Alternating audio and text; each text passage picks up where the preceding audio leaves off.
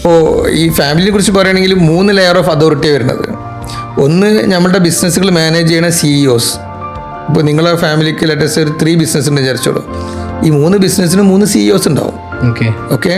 അതിൻ്റെ മുകളിൽ വരുന്ന ബോർഡ് ഓഫ് ഡയറക്ടേഴ്സ് അല്ലെങ്കിൽ board of advisers or both. Okay, അതിൻ്റെ ഇടയിൽ വരുന്നത് മിഡ് ലെവലാണ്. അതിൻ്റെ മുകളിൽ വരുന്നതാണ് ഓണേഴ്സ്.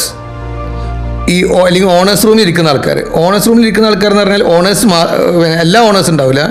ഓണേഴ്സ് പിന്നെ സെലക്ട് ചെയ്തിട്ടുള്ള റെപ്രസെൻറ്റേറ്റീവ്സ്. ചിലപ്പോൾ ഒരു സെക്കൻഡ് ജനറേഷനൊക്കെ എത്തുമ്പോൾ ചിലപ്പോൾ ഓണർ റൂമിൽ പിന്നെ ഓണർഷിപ്പ് ലെവലുള്ളത് ചിലപ്പോൾ 5-10 ആൾക്കാരുണ്ടാവും.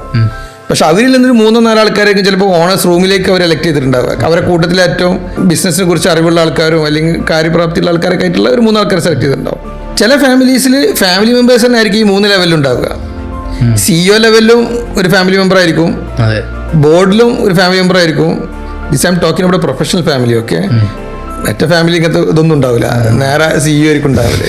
അല്ല, അതൊരു കഥയായിരിക്കും. അത് എന്തൊക്കെയാണെന്നുള്ള പോലെ നമുക്ക് പറയാൻ പറ്റില്ല. അങ്ങോട്ടും ഇങ്ങോട്ടൊക്കെ ഒരു കണക്ഷൻ ആയിരിക്കും.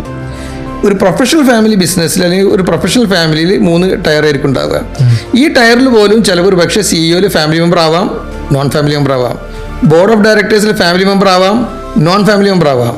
പക്ഷെ ഓണേഴ്സ് റൂമിൽ എപ്പോഴും എന്തായിരിക്കും? ഫാമിലി മെമ്പർ ആയിരിക്കും.